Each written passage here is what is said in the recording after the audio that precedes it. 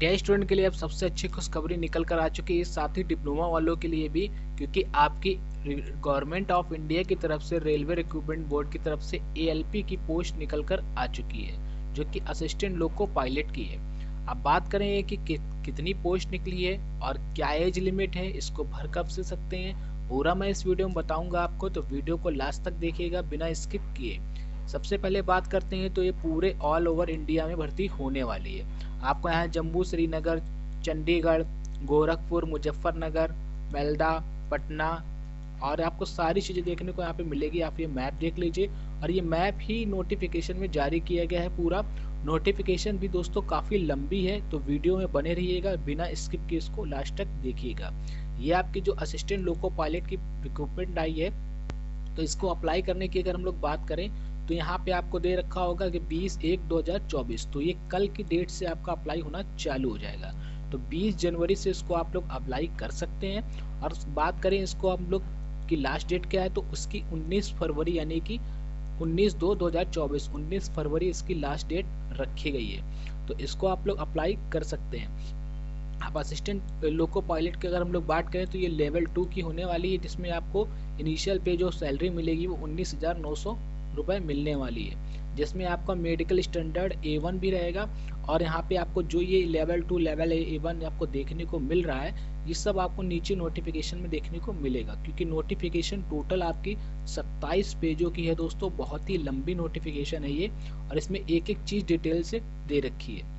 अब बात करें एज लिमिट की, तो यहाँ 18 से 30 तक की दे रखी है, और एज में कितनी छूट दी गई वो भी नीचे बताया गया है। और 5,696 आपके यहाँ पे टोटल वैकेंसीज हैं। अब बात करें कि ये ऑल ओवर इंडिया में निकली हुई है, तो कौन कौन सी ट्रेड को लिया गया है, ये सब मैं आपको पूरा बताने वाला हूँ। तो आपको इस सारे इंस्ट्रक्शन रीड कर लेने हैं। नोटिफिकेशन जाके ऑफिशियल साइट से आप लोग डाउनलोड कर लीजिए, अगर आपने डाउनलोड नहीं किया है तो। अब सबसे पहले हम लोग बात करेंगे यहाँ पे कि आपका मेडिकल का, तो यहाँ पे आपको A1 जो मैं आपको बता रहा था, तो ये मेडिकल आपको ध्यान से रीड कर लेना है कि आपको प्रॉपर दिखाई देना चाहिए। यहाँ 2D आपसे, और यहाँ पे लिखा है कि मस्ट पास टेस्ट का कलर विजन। आपको कलर विजन अच्छी, यानी कि कलर विजन नहीं होना चाहिए, जिससे कलर ब्लाइंडनेस होता है, जिसको कलर समझ में नहीं आती है, थोड़ा कम दिखाई देता है, तो वो लोग अपनी अच्छे से अपनी आंखें टेस्ट करवा लें। ये सारी चीज़ें आपको टेस्ट मेडिकल होने वाला है, इसमें एलिजिबल होने चाहिए थे। एज लिमिट की अगर हम लोग बात करें तो 18 से 30 तक की इसकी एज लिमिट दे रखी है। अब बात करें कि एज रिलैक्शन की, तो यहाँ पे जो छूट दे रखी है, तो SC ST की जो छूट है वो 5 साल दे रखी है, और नॉन जो SC ST यानी कि OBC कैटेगरी उसको 3 साल की, और बाकी आपको एक्स सर्विसमैन को 3 साल की है जो UR और EWS हैं, और OBC वालों को 6 साल की, और SC ST वालों को 8 साल की, जो एक्स सर्विसमैन में आते हैं। ऐसे ही आपको यहाँ नीचे भी छूट दे रखी है, अब इसको रेट कर लीजिएगा। अब यहाँ पे एसेंशियल क्वालिफिकेशन की अगर हम लोग बात करते हैं, तो यहाँ एसेंशियल क्वालिफिकेशन जो आपको है वो एग्जाम में A में देखने को मिलेगी। तो अभी हम लोग आगे बढ़ेंगे तो आपको आगे देखने को मिलेगी। एग्जामिनेशन अगर हम लोग फीस की बात करें, तो यहाँ पे आपकी जो एग्जामिनेशन फीस है वो 500 रुपये रखी गई है। तो ये किसके लिए रखी गई? For all candidate expect category mention below 2। तो जहाँ पे जो कैटेगरी 2 है उनको छोड़कर आपको बताया गया out of the fees 500 amount of 400 shall be refunded deducting bank charges on application for state CBT exam. तो CBT एग्जाम होने के बाद आपको फीस वापस कर दी जाएगी। तो और for candidate who belong to SC ST and जो SC ST और OBC SC ST और फीमेल और ट्रांसजेंडर और एक्स सर्विसमैन की सिर्फ 250 फीस रहेगी, और उनको पूरे 250 रुपये वापस कर दिए जाएंगे।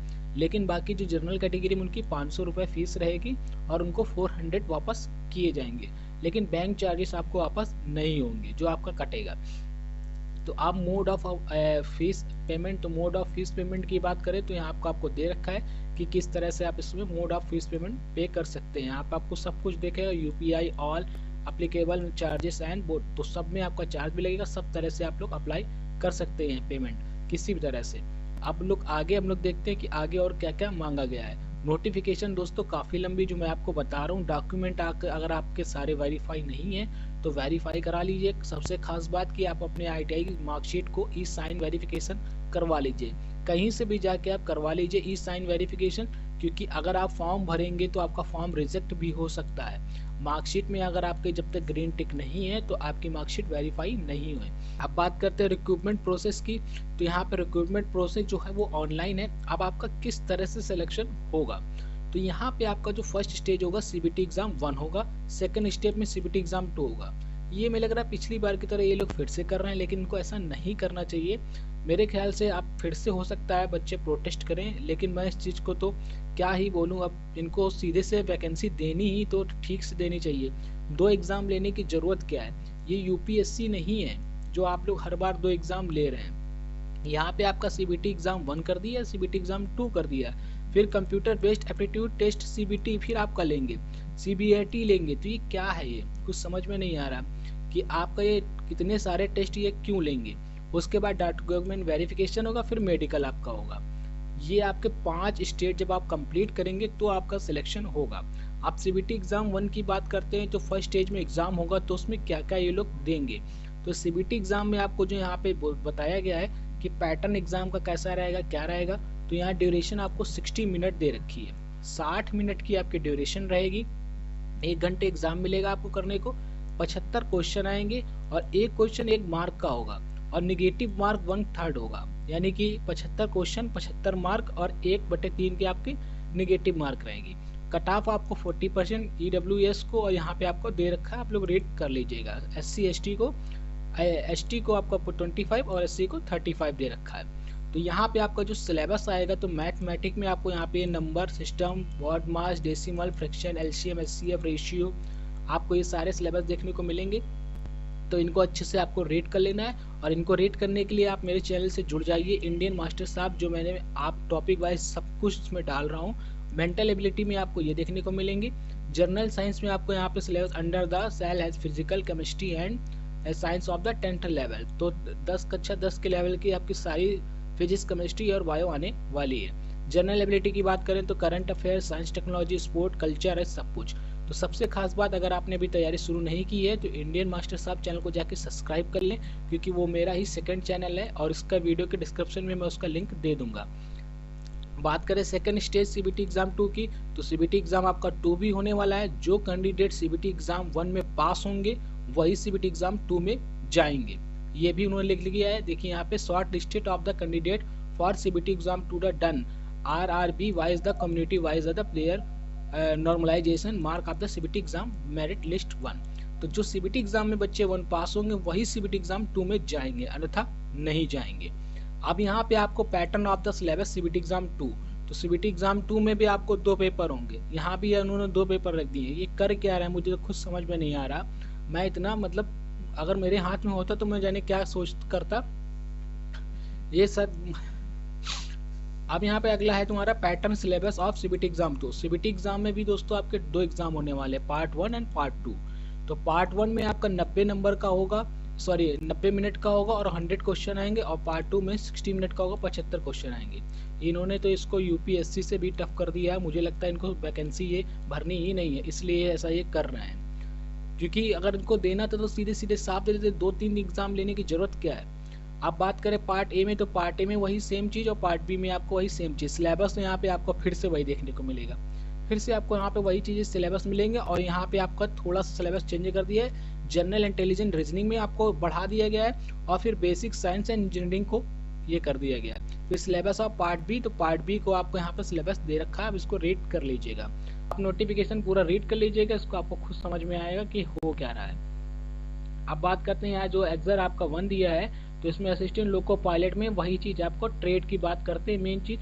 तो इसमें जो ट्रेड दी गई है, तो ITI पास होना चाहिए, आपका हाई स्कूल होना चाहिए। यहाँ पे आपका इलेक्ट्रीशियन, इंस्ट्रूमेंट, और यहाँ पे फिटर आपको दे रखा है, मैकेनिक, मिल राइट आपका मेंटेनेंस, और mechanic machine, radio, electronic mechanic, mechanic motor vehicle, wireman, tailor mechanic, armature, coil winder, engine turner और machinist, refrigerator, air conditioner mechanic. बहुत सी ट्रेडों को नहीं लिया गया है इसमें, जो वो काफ़ी ट्रेड हैं, लेकिन इसमें वेल्डर उम्मीद मैं कर रहा था कि वेल्डर को देंगे, लेकिन वेल्डर को उन्होंने नहीं दिया है।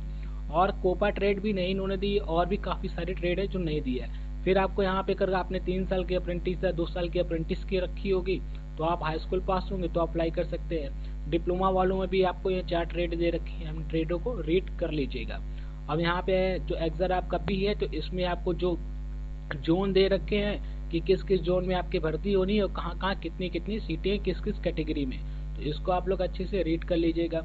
आप इसको देख लीजिएगा क्योंकि वीडियो बहुत लंबा हो चुका है और आप लोग इस नोटिफिकेशन को ऑफिशियल साइट से जाके डाउनलोड कर सकते हैं। कल की डेट से ये फॉर्म स्टार्ट हो जाएगा और ये पता नहीं वैकेंसी क्लियर होगी कि भी नहीं होगी और इसमें हो क्या रहा है। तो लाइक और चैनल को सब्सक्राइब जरूर कीजिएगा और अपनी तैयारी के लिए इंडियन मास्टर साहब चैनल को जाके तुरंत सब्सक्राइब कर लीजिए। आप जाके सर्च कर लीजिए और मैंने वीडियो के डिस्क्रिप्शन में उसका लिंक दे रखा है, उसमें आपको करंट अफेयर, जीके सब कुछ देखने को मिलेगी। मिलते हैं नेक्स्ट वीडियो में।